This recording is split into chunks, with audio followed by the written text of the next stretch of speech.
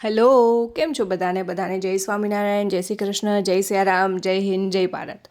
તો આજનો જે સંપૂર્ણ વિડીયો છે તે ગુજરાતીમાં રહેવાનો છે, કારણ કે ગુજરાતી વેડિંગના રિચ્યુઅલ્સની મજા ગુજરાતીમાં જ વધારે આવશે. તો સૌથી પહેલો દિવસ છે તે મંડપ મુહૂર્તનો દિવસ છે. તે દિવસે અમે મંડપ મુહૂર્તના વેન્યુ ઉપર બધા સુંદર સુંદર તૈયાર થઈને પહોંચી ગયા છીએ. આ બધા રિલેટિવ્સ છે, મારા નણંદ છે, ભાભી છે, અને આ મારા નણંદના બંને સન છે. તો વેડિંગની વાત કરું તો મારા મોટા નણંદની ડોટરની વેડિંગ છે. આ વેડિંગ વેન્યુ છે. મંડપ મુહૂર્ત, હલ્દી, બધા જ વેડિંગ ફંક્શન્સ અહીંયા જ થવાના છે. તો નેક્સ્ટ ફંક્શનની વાત કરું તો સૌથી પહેલું ફંક્શન છે તે ગણેશ સ્થાપનાનું ફંક્શન છે. કોઈ પણ શુભ કાર્ય માટે આપણે ગણેશજીનું આવાહન કરીએ છીએ અને ગણેશજીની સ્થાપના કરીએ છીએ. તે કોમન વાત છે, બધા આ વાત વિશે જાણતા જ હશે. નેક્સ્ટ ફંક્શનની વાત કરીએ તો નેક્સ્ટ ફંક્શન છે તેમાં માણેક સ્તંભની સ્થાપના કરવામાં આવે છે. કુટુંબના 5 ભાઈઓ અને એક કુંવારિકા દીકરી દ્વારા માણેક સ્તંભનું સ્થાપન કરવામાં આવે છે. મંડપ મુહૂર્તની પહેલાં આગલા દિવસે સાંજીના ગીત ગાવામાં આવે છે. એના આગલા દિવસે લગ્ન લેખનની અને વાના રસમ પણ હોય છે, પણ તેમાં હું હાજર પણ નથી અને તે રેકોર્ડ કરતાં પણ અમુક વસ્તુ હું ભૂલી ગઈ છું, માટે એ અહીંયા દેખાડી નહીં શકું.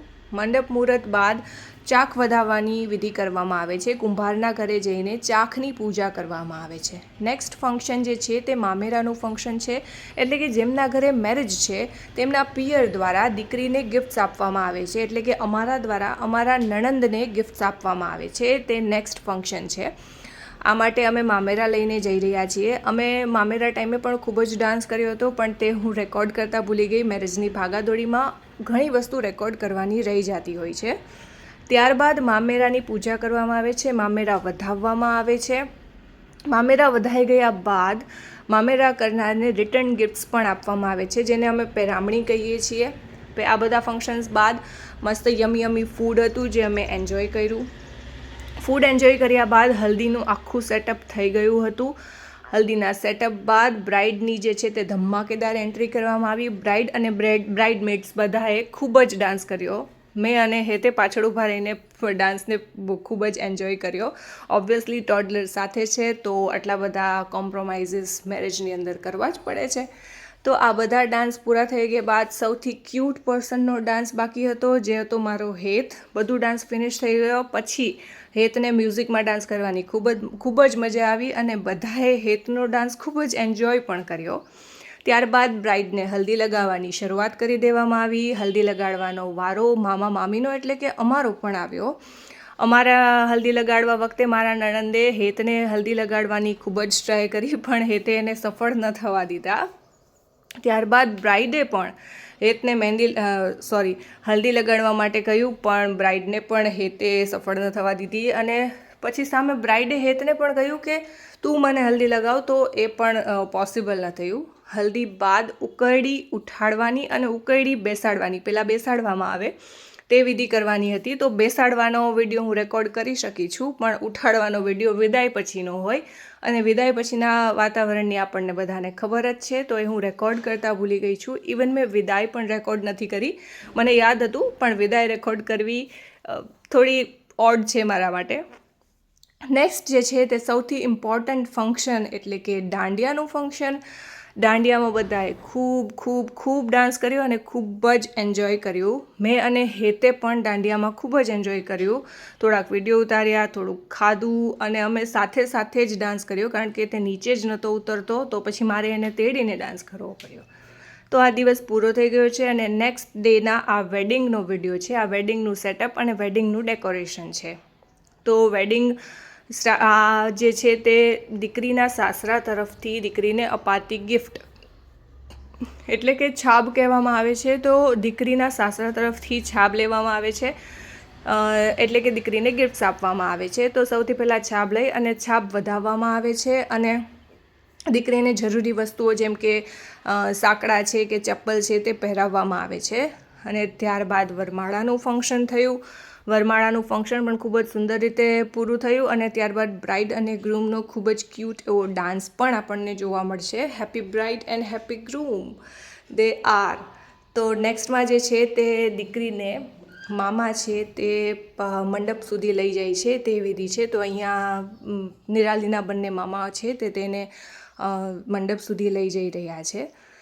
ત્યારબાદ કન્યાદાનની વિધિ કરવામાં આવે છે. તો સૌથી પહેલાં તેમના વડીલો દ્વારા કન્યાદાન કરવામાં આવે છે. સૌથી પહેલાં માતા પિતા દ્વારા કન્યાદાન કરવામાં આવે છે અને પછી જો કોઈને કન્યાદાન કરવાની ઈચ્છા હોય તો તેઓ કન્યાદાન કરી શકે છે. તો નિરાલીમાં ઘણા બધા તેમના કાકાએ, મોટા પપ્પાએ, માસીએ, બહેનોએ બધાએ કન્યાદાન કર્યું અને અમે પણ કન્યાદાનનો લહાવો જે છે તે લીધો હતો.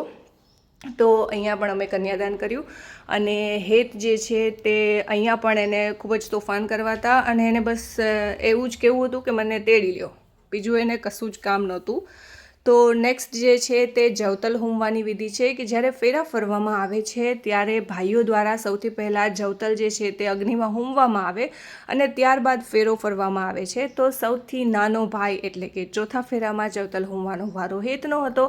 તમે જોઈ શકો છો કે બાળક જે છે તે લગ્નના માહોલમાં ખૂબ જ અકળાઈ ગયેલું હોય છે. એક તો એનું સૂવાનું, ખાવાનું, કોઈ પણ વસ્તુ આપણે ટાઈમ પર પૂરું નથી પાડી શકતા, જેના કારણે બાળક જે છે તે લગ્નના માહોલમાં ખૂબ જ ઇરિટેટ રહે છે.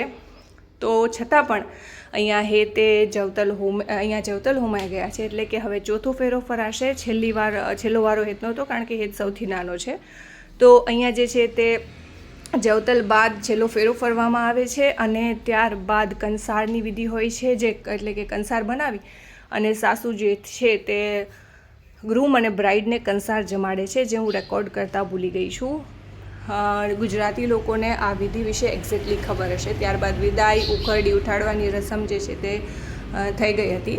અને આ નેક્સ્ટ ડેનો વિડીયો છે કે જ્યારે રિસેપ્શનમાં અમારે જવાનું છે અને રિસેપ્શન જે છે તે અહેમદાબાદ છે કારણ કે નિરાલીનું સાસરું છે તે અહેમદાબાદ છે. તો અમે રિસેપ્શનમાં પહોંચી ગયા છીએ. અમારે ઓલરેડી લેટ થઈ ગયું હતું. તો જ્યારે અમે રેડી થઈને રિસેપ્શનના વેન્યુ પર પહોંચ્યા ત્યાં સુધીમાં બ્રાઇડ અને ગ્રૂમની એન્ટ્રી પણ થઈ ચૂકી હતી અને તેઓ રિસેપ્શન પર પહોંચી ગયા હતા. તો આ છે મારો ક્યુટ હેત, જે એનો રિસેપ્શનનો લુક છે આ. ત્યારબાદ બધાએ સ્ટેજ પર જઈને બ્રાઇડ અને ગ્રૂમને બ્લેસિંગ્સ આપ્યા અને ફોટોઝ ક્લિક કરાવ્યા. ત્યારબાદ સૌથી ઇમ્પોર્ટન્ટ વસ્તુ એટલે કે ડિનરમાં ખૂબ જ મસ્ત આઇટમ્સ હતી. પિઝા હતા, ઢોકળા હતા, સૂપ્સ હતા, પંજાબી, ચાઇનીઝ અને સ્વીટમાં પણ રબડી અને ખૂબ જ યમી ફૂડ હતું જમવા માટે. તો બધાએ ફૂડ એન્જોય કર્યું અને ત્યારબાદ એક રેન્ડમ પરફોર્મન્સ આવી કે જે બ્રાઇડમેટ્સ તરફથી હતી બ્રાઇડ માટે. આ ફંક્શનમાં પહેલાં તો આટલા જ જોડાયા છે પણ ડાન્સ પૂરો થતાં સંપૂર્ણ મંડળી છે તે ડાન્સ કરવા માટે સ્ટેજ ઉપર પહોંચી ગઈ હતી. તો આ જે છે તે વેડિંગનું લાસ્ટ ફંક્શન હતું. બધાએ વેડિંગ ખૂબ એન્જોય કરી, બધાએ ખૂબ ડાન્સ કર્યો. પણ દીકરીના લગ્નમાં એક જ દુઃખ હોય છે કે વિદાય પછી દીકરી જે છે તે સાસરે જતી રહે છે. ખબર નહીં આ રિચ્યુઅલ કેવો છે, પણ બધાને રિચ્યુઅલ ફોલો કરવો પડે છે. અને હવે નેક્સ્ટ વેડિંગમાં મળીશું. ત્યાં સુધી આવજો, બાય બાય, ટાટા. અને મને ઉમ્મીદ છે કે તમને ગુજરાતી વેડિંગ જે છે તે ખૂબ જ ગમી હશે. તેના રિચ્યુઅલ્સ થોડા ઘણા જેટલા હું સમજાવી શકી તેટલા મેં સમજાવ્યા છે. Bye bye.